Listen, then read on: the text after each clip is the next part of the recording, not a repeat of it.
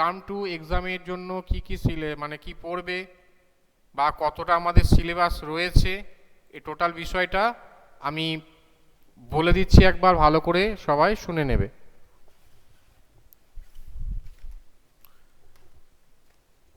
আর কেউ জানতে চাইলে যদি আজকে প্রেজেন্ট না থাকে তাকেও বলে দেবে যে এইগুলো সিলেবাসের মধ্যে থাকবে। এবং তোমাদের যে এক্সামটা 50 মার্কসেরই সম্ভবত এমসিকিউই হবে, যেমনভাবে টার্ম 1 এক্সামটা তোমরা দিয়েছো একই রকমভাবে টার্ম 2 এক্সামটাও হওয়ার কথা। সুতরাং ছোট মানে শর্ট যে প্রশ্নগুলো আছে সেই প্রশ্নগুলোই আমাদের পড়তে হবে, ঠিক আছে? Wait 1 minute.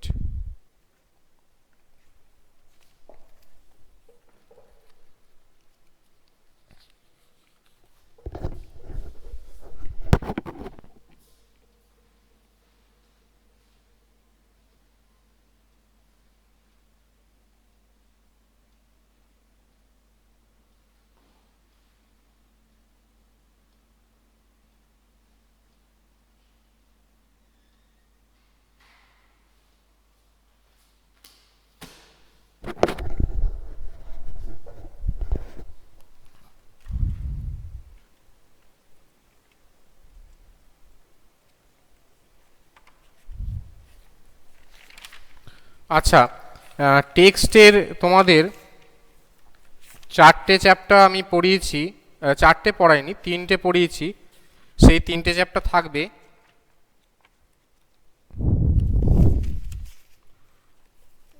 এক মিনিট দাঁড়াও, আমি সিলেবাসটা দেখি, এখানে পাচ্ছি না আমি।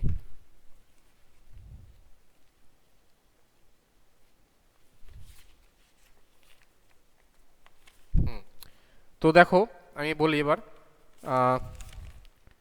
টার্ম 2 পাঠমালার পড়বে বন্দে মাতরম পড়ানো হয়ে গেছে, দেশলাই কাঠি পড়ানো হয়ে গেছে, সবচেয়ে ভালো চ্যাপ্টারটারও পড়ানো হয়ে গেছে। আমি লাস্ট গতকাল ভিডিওতে দিয়ে দিয়েছি কোন প্রশ্নগুলো পড়বে না পড়বে, সেগুলো আমি লাস্ট কালকেও ভিডিও দিয়েছি, দেখবে সেখানে দিয়ে দেওয়া আছে যে 3 নম্বরেগুলো কোনগুলো করবে। তার আগের দিন আমি শর্ট কোশ্চেন 1 নম্বর বা যেগুলো রয়েছে সেগুলো করে দিয়েছি।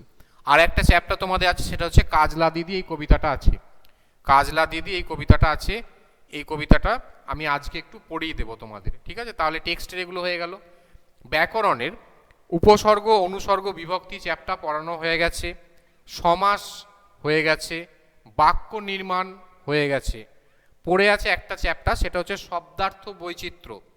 শব্দার্থ বৈচিত্র্য এই চ্যাপ্টারটা বাকি আছে, এটা আমি একটা বা দুটো ক্লাসে নেক্সট অফলাইন ভিডিওতে দিয়ে দেবো, তোমরা একটু ফলো করে নেবে কোনগুলো পড়তে হবে না পড়তে হবে। শুধু ব্যাকরণের একটা চ্যাপ্টার শব্দার্থ বৈচিত্র্য বলে যে চ্যাপ্টারটা আছে সেটা আলোচনাটা বাকি আছে। সেখানে ওই বিপরীত শব্দ আছে, অর্থ পার্থক্য আছে, সমার্থক শব্দ আছে, এগুলো আছে ওখানের মধ্যে। আচ্ছা, মনীষীদের ছেলেবেলা রবীন্দ্রনাথ ঠাকুর করিয়ে দিয়েছি, ভগিনী নিবেদিতা করিয়ে দিয়েছি। আর একটি বাকি আছে, সেটা হচ্ছে অরবিন্দ ঘোষ। ঋষি অরবিন্দ বা অরবিন্দ ঘোষ এই মনীষীদের ছেলেবেলার এটা বাকি আছে। এক্সাম কবে স্টার্ট হবে? মার্চের প্রথম দিক করেই হওয়ার সম্ভাবনা, ঠিক আছে? বাক্য নির্মাণের এক্সারসাইজটা শেষ হয়নি, আমি শেষ করে দিয়ে যেটুকু বাকি আছে, তারপরে শব্দার্থ বৈচিত্র্যটা ব্যাকরণ একটুখানি বাকি আছে, আর এই কাজলা দিদি এই টেক্সটটা বাকি আছে, ঠিক আছে? পিটি টু এখন কোথায় পাচ্ছ? পিটি টু তো হয়ে গেছে। পিটি টু ইনক্লুড থাকবে, যেমনভাবে টার্ম 2-র মধ্যে পিটি টু থাকে সেই একইভাবে পিটি টু ইনক্লুড থাকবে। পিটি টু প্লাস টার্ম 2 মিলিয়ে তো টার্ম 2 পরীক্ষা হবে, ঠিক আছে? তাহলে পিটি টুর চ্যাপ্টারগুলোও পড়তে হবে, প্লাস টার্ম 2-র এই চ্যাপ্টারগুলো পড়তে হবে। তো টার্ম 2-র যে চ্যাপ্টারগুলো বললাম এগুলো সম্পর্কে কারো কোনো কনফিউশন আছে? রিপিট 1 গ্রামার সিলেবাস বলবার একবার। ব্যাকরণের তোমরা পড়বে উপসর্গ অনুসর্গ বিভক্তি এই চ্যাপ্টার, সমাস, বাক্য নির্মাণ, শব্দার্থ বৈচিত্র্য, 4টে চ্যাপ্টার। উপসর্গ অনুসর্গ বিভক্তি, সমাস, বাক্য নির্মাণ, শব্দার্থ বৈচিত্র্য। ফুল মার্কস 50 মার্কসেরই হওয়ার কথা, ঠিক আছে? 50 মার্কসেরই এক্সাম হওয়ার কথা, অনলাইনের এক্সাম 50 মার্কসেরই হওয়ার কথা। তার সঙ্গে প্রজেক্ট দিয়ে দিয়েছি, প্রজেক্টটা জমা দেবে, যখন ডেট দেওয়া হবে সেই ডেটে প্রজেক্টটা তোমরা সাবমিট করে দেবে। ঠিক আছে, আর কারো কোনো প্রশ্ন আছে? যদি না থাকে আমি তাহলে টেক্সটটা পড়ানো শুরু করব। আচ্ছা, তো তোমরা টেক্সট বইটা বার করো, কবিতা কাজলা দিদি, জীবন বিজ্ঞান তো PT2 চ্যাপ্টার, তো PT2 চ্যাপ্টার থাকবে প্রশ্ন সেখান থেকে। আমি তো বলেই দিলাম টার্ম 2-র মধ্যে PT2ও থাকবে, আবার টার্ম 2ও থাকবে। চন্দ্রনাথকে বলছি, চন্দ্রনাথ জিজ্ঞেস করেছে, চন্দ্রনাথকে বলছি। আচ্ছা, দেখো যে কবিতাটা আছে কাজলা দিদি, যতীন্দ্রমোহন বাগচির লেখা একটা কবিতা। তোমরা অনেকে ছোটবেলাতে এই কবিতাটা পড়েছো, এটা অনেক সময় ক্লাস 5-6 থেকেই তোমরা পড়েছো এই কবিতাটা। মনীষীদের ছেলেবেলাতে কোনো চ্যাপ্টার থাকবেন কে? ঐন্দ্রিলা, আমি দেখুনই বলে দিলাম বাবা, যে মনীষীদের ছেলেবেলা 3টে চ্যাপ্টার বলে দিলাম, যে রবীন্দ্রনাথ ঠাকুর, তারপরে হচ্ছে তোমার ভগিনী নিবেদিতা আর ঋষি অরবিন্দ। রবীন্দ্রনাথ ঠাকুর, ভগিনী নিবেদিতা, ঋষি অরবিন্দ, এই 3টে চ্যাপ্টার টার্ম 2-র জন্য, আমি তো এক্ষুনি বলে দিলাম। আচ্ছা, কাজলা দিদি যতীন্দ্রমোহন বাগচির লেখা কবিতা, অনেকে ছোটবেলায় কবিতাটা পড়েছো। কবিতাটার একটু ভাববস্তুটা আমি বলি, দিয়ে কবিতাটা বলছি। দেখো, আমরা যারা যারা একদম শিশু, তাদের কাছে মৃত্যু সম্পর্কে এই কবিতাটা বলবো মানে ত্রিজিৎ বুঝলাম না। যাই হোক, শিশুর কাছে মৃত্যু সম্পর্কে ধারণা স্পষ্ট নয়। সে বোঝে না যে মৃত্যুর পর মানুষের অস্তিত্ব আর থাকে না, এই ধারণা একটা শিশুকে দেওয়া খুবই কঠিন ব্যাপার।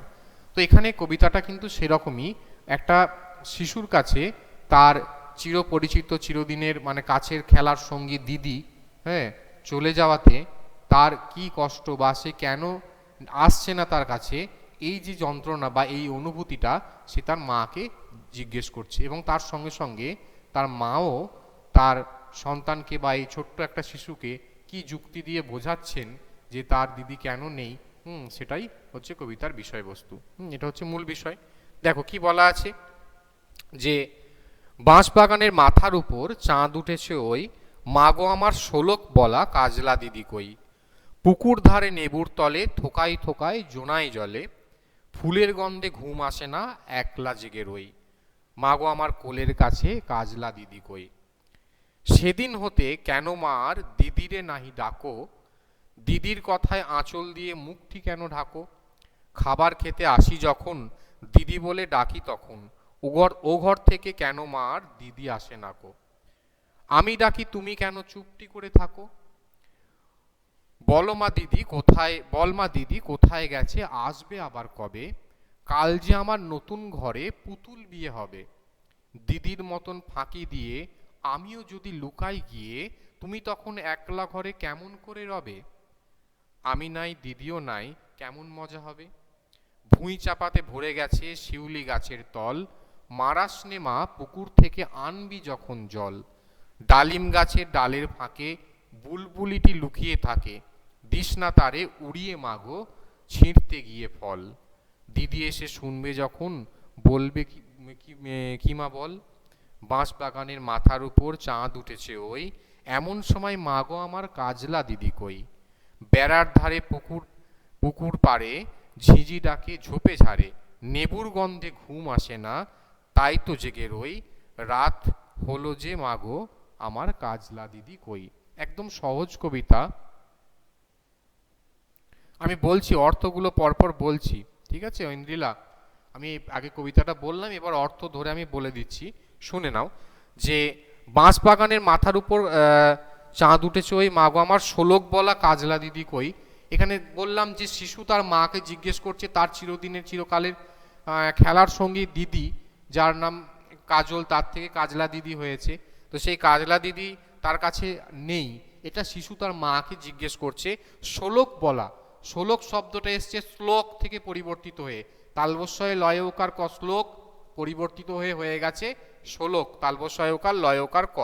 তো সে প্রশ্ন করছে যে দিদি আমাকে শোলক বলতো, গল্প বলতো, সেই দিদি কোথায়? পুকুর ধারে নেবুর তলে থোকায় থোকায় জোনায় জলে, জোনাই মানে জোনাকি পোকা, লেবু গাছের ডাল ধারে কি হচ্ছে যে অন্ধকার হয়ে এসছে, থোকা থোকা মানে আমরা দেখতে পাই গাছের ফাঁকে ফাঁকে যে জোনাকি আলো দেখা যায়, সেই আলোর কথা বলা হয়েছে। ফুলের গন্ধে ঘুম আসে না, একলা জেগে রই, মাগো আমার কোলের কাছে কাজলা দিদি কই। অর্থাৎ শিশুর কাছে তার দিদি না থাকায় তার যে যন্ত্রণা, সেই যন্ত্রণার কথা সে মাকে বলছে। সেদিন হতে কেন মার দিদিরে নাহি ডাকো, দিদির কথায় আঁচল দিয়ে মুখটি কেন ডাকো। দেখো তার দিদি নেই, তার মানে আমরা বুঝতে পারছি তার মৃত্যু হয়েছে। তো সেই কারণে মা যেটা অনুভূতিটা, মানে মা যেহেতু বুঝতে পারেছে কিন্তু শিশু তো বুঝতে পারছে না, সেই জন্য মা দিদিকে আর না ডেকে তার না থাকার যে যন্ত্রণা, সেই যন্ত্রণা আঁচল ঢেকে, মুখ ঢেকে, আঁচলে মুখ ঢেকে সেই যন্ত্রণা লোকানোর চেষ্টা করে। খাবার খেতে আসি যখন দিদি বলে ডাকি তখন, ও ঘর থেকে কেন মার দিদি আসে না কো।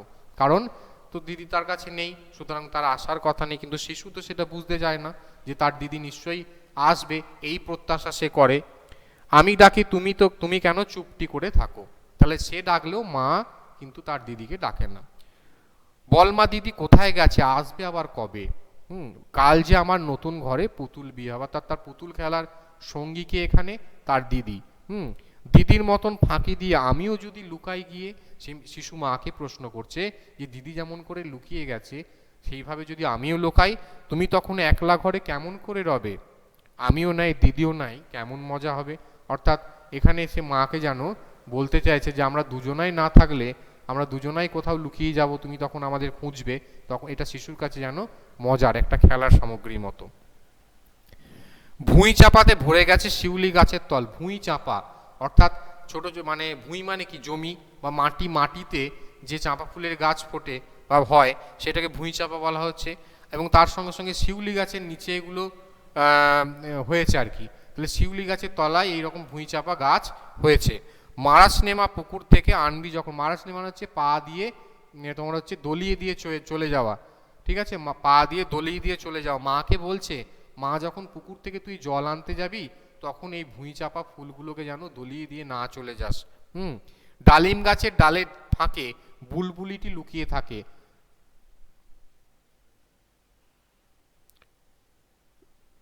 মারাসনে শব্দের অর্থ এই যে বললাম যে দলিয়ে দিয়ে চলে যাওয়া, পা দিয়ে দলিয়ে দিয়ে চলে যাওয়া, ঠিক আছে। ডালিম গাছের ফাঁকে ফাঁকে বুলবুলিটি লুকিয়ে থাকে, দিসনা তারে উড়িয়ে মাগো ছিঁড়তে গিয়ে ফল। অর্থাৎ ডালিম গাছের ফাঁকে যে বুলবুলি পাখি বসে আছে, মাকে বলছে মা তুই সেই ডালিম গাছের ফল তুলতে গিয়ে যেন বুলবুলিটাকে উড়িয়ে দিস না। দিদি এসে শুনবে যখন বলবে কিমা বল। অর্থাৎ এই দিদি, তার মানে বুঝতে পারছি তার দিদির কাছে সেই পাখি এগুলো খুবই প্রিয়, এবং শিশু সেই জন্য বলছে বুলবুলি উড়ে গেলে পাখি দিদি হয়তো কষ্ট পাবে। বাঁশ বাগানের মাথার উপর উঠেছে চাঁদ উঠেছে ওই, এমন সময় মা গো আমার। আবার সে প্রশ্ন করছে মাকে যে যখন এরকম অবস্থা, সন্ধ্যা হয়ে গেছে, তখন মাকে সে বলছে মা আমার দিদি আসছে না কেন? বেড়ার ধারে পুকুর পাড়ে ঝিঝি ডাকে ঝোপের ধারে। অর্থাৎ তাদের বাড়ির চারপাশে যে বেড়া, সেখানেতে ঝোপঝাড়ের পাশে ঝিঝি পোকার শব্দ শোনা যায়। নেবুর গন্ধে ঘুম আসে না, তাই তো জেগে রই। নেবু অর্থে লেবু, তার থেকে উচ্চারণ পরিবর্তিত হয়েছে নেবু। রাত হলো যে মাগো আমার কাজলা দিদি কই। অর্থাৎ শিশু তার মাকে সেই একই প্রশ্ন বারংবার করে যাচ্ছে যে তার দিদি কেন আসছে না, কারণ তার দিদি হচ্ছে তার সঙ্গী, তার আপনজন।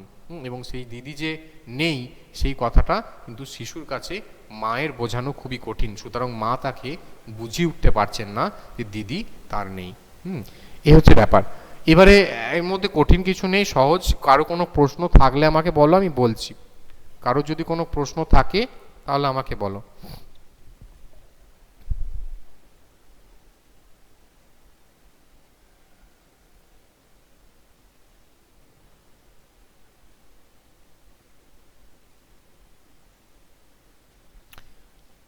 কি বলেছিলে বাক্য নির্মাণে এই পোর্টালে, একবার বলো আমাকে।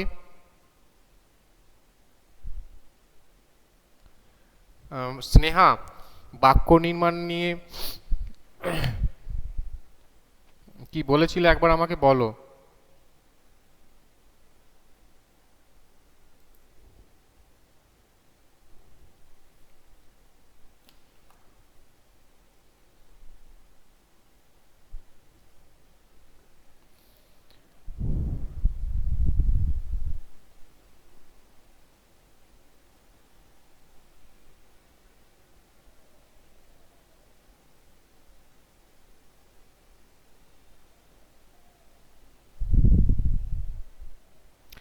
এই কবিতাটা নিয়ে প্রবলেম থাকার কিছু নেই। প্রজেক্ট বলবো? প্রজেক্ট তুমি এখন জিজ্ঞেস করছো কেন? কে আরিয়ান? প্রজেক্ট তো আমি বলে দিয়েছি, প্রজেক্ট সমাজ থেকে প্রজেক্ট করবে, সমাজ যে অধ্যায়টা আছে সেই অধ্যায়টা প্রজেক্ট হিসাবে করবে। এটা আবার এখন বলছো কেন? আমি এটা আলাদা করে ভিডিও করে দিয়েও দিয়েছি। আচ্ছা বলো স্নেহা, তাড়াতাড়ি বলো, আমি তারপরে এই চ্যাপ্টারটার অনুশীলনীগুলো করাবো। ব্যাকরণে কোনটা বলেছিলে সেই প্রশ্নটা একবার বলো। প্রজেক্ট যার হয়ে গেছে, যখন ডেট দেওয়া হবে সেই সময় সাবমিট করে দেবে। কিভাবে সাবমিট করতে হবে সেটা বলে দেওয়া হবে, নিশ্চয়ই নোটিশ করে দেওয়া হবে কিভাবে জমা দিতে হবে। তোমরা এখন করে রেখে দাও, বলে দেওয়া হবে তখন। ঠিক আছে, বেশ। এটা চ্যাপ্টারটার অনুশীলনীটা বার করো প্রত্যেকে। দেখো প্রথম আছে ঠিক।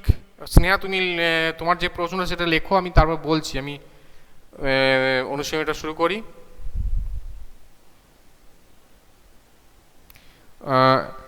ঐশী, আমি এখনই বললাম যে তোমাদের কিভাবে জমা দিতে হবে সেটা তোমাদের জানিয়ে দেওয়া হবে নোটিশ করে। ঠিক আছে, তোমরা এসে জমা দেবে না তোমাদের গার্জেন কাউকে দিয়ে যেতে হবে সেটা কিন্তু বলে দেওয়া হবে। ঠিক আছে। আচ্ছা স্নেহা কি লিখেছো প্রশ্নটা? বাক্য নির্মাণ এক্সারসাইজে 4-এর দাগের 6 নম্বরটাতে আপনি বলেছিলেন যে ওটা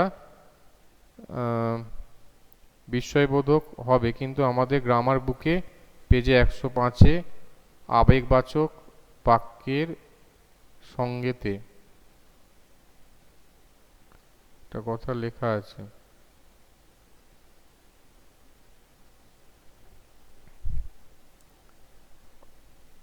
আচ্ছা ওই আবেগ, আমি বিস্ময়বোধক করেছিলাম তাই তো, আবেগ সূচক আছে ওখানে, এটা বলতে চাইছো? তোমাদের বইয়ে আবেগ সূচক আছে। আচ্ছা একটা কাজ করবে, যদি বইয়েতে আবেগ সূচক থাকে আবেগ সূচকই করবে। ঠিক আছে, বিস্ময়বোধক তাহলে করার দরকার নেই। বইয়ে যদি আবেগ সূচক দেওয়া থাকে, আমার কাছে বইটা এখন নেই, তাহলে আমি দেখতাম এখন, গ্রামার বইটা আমার কাছে নেই। ঠিক আছে, না হলে আমি এখনই দেখে দিতাম। তো আমি এর পরের দিন যে অফলাইন ভিডিওটা দেব সেই ভিডিওটাতে আমি প্রথমে ওটা বলে দেবো তোমার প্রশ্নটা। ঠিক আছে, তোমরা একটু অফলাইন ভিডিওটা পরের দিনের দেখে নিও।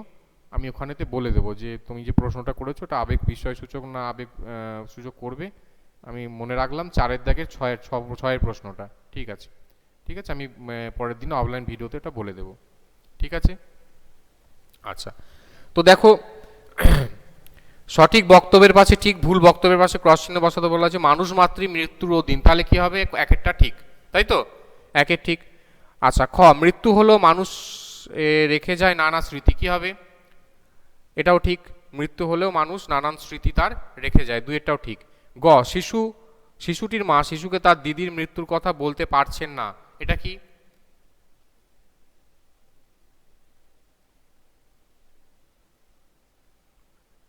আরিয়ান অনেকদিন ধরে জিজ্ঞেস করছিল কি প্রজেক্ট বেঙ্গলির। ত্রিজিৎ কাকে জিজ্ঞেস করছিল? তোমাকে? তুমি বলে দাওনি কেন? তুমি তো বন্ধু হও, তুমি বলনি কেন ওকে? প্রজেক্টের তো বিশাল কঠিন কিছু নেই, সমাজটা থেকে করবে, ভাগগুলো করবে, তার ডেফিনেশন লিখবে, আর তার সঙ্গে কিছু এক্সাম্পল দেবে, এই তো ব্যাপার, এর মধ্যে কি কঠিন আছে?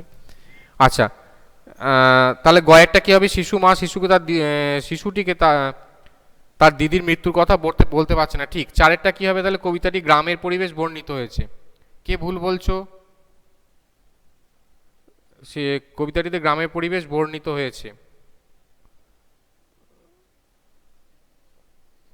তাহলে এখানে কি আছে? গ্রামের পরিবেশ বর্ণিত হয়নি এখানে।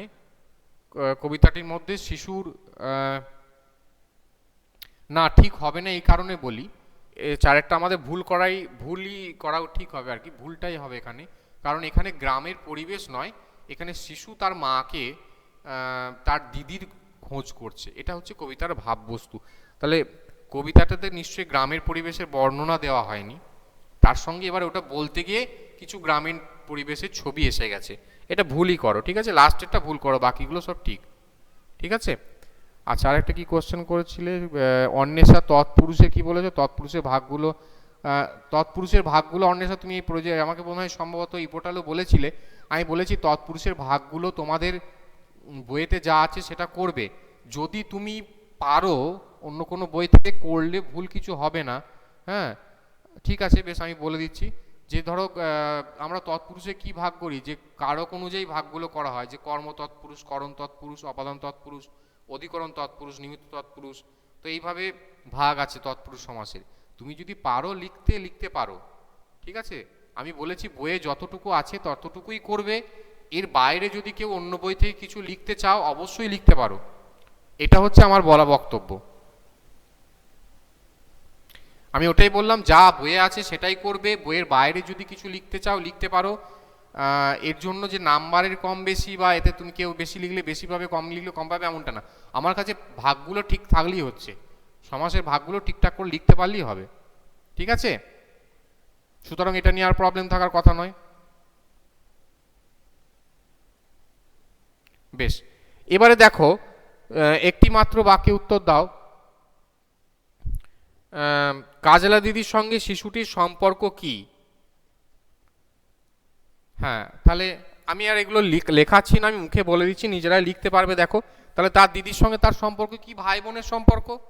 হ্যাঁ, ভাই বোনের সম্পর্ক, দিদির সঙ্গে তার সম্পর্ক ভাই বোনের সম্পর্ক। আচ্ছা,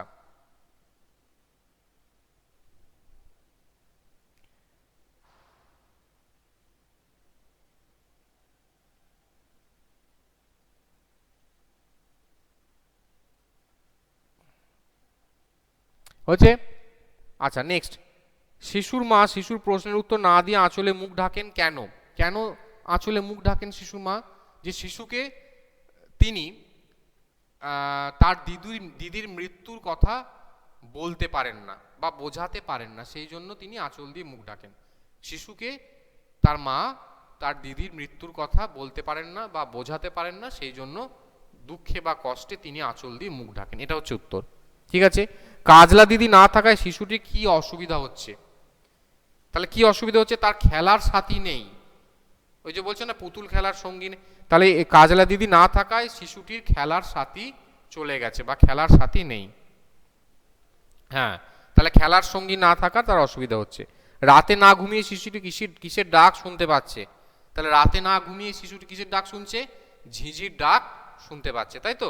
তাহলে ঝিঁঝির ডাক শুনতে পাচ্ছে, হয়েছে। এ তো সহজ ব্যাপার। আর 3 দাগের যে প্রশ্নগুলো আছে সব প্রশ্নগুলো করতে হবে না। আমি এখান থেকে তোমাদের, হ্যাঁ, গানও আছে কবিতাটা নিয়ে গানও আছে কাজলা দিদি কবিতা নিয়ে। আচ্ছা, 3 দাগে যেটা করবে, দেখো একটু বলে দিই, আমি করিয়ে দেব কিন্তু তা সত্ত্বেও বলে দিচ্ছি, পারলে উত্তরগুলো করতে পারো। 3 দাগের তোমরা করবে ঘয়েরটা, 3 দাগের ঘয়েরটা করবে।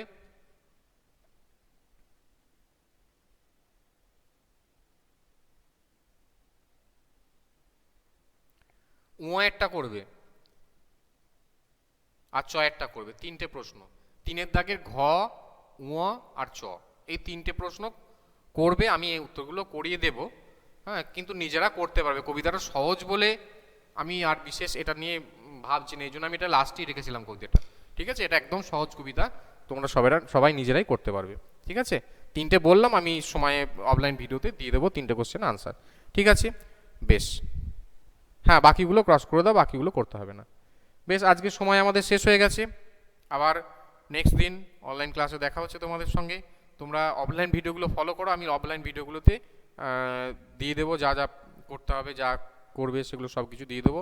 অবশ্যই অফলাইন ভিডিওগুলো ফলো করতে থাকো, ঠিক আছে। যারা প্রেজেন্ট আছো প্রেজেন্ট কথাটা লিখে দাও, ঠিক আছে। বাই।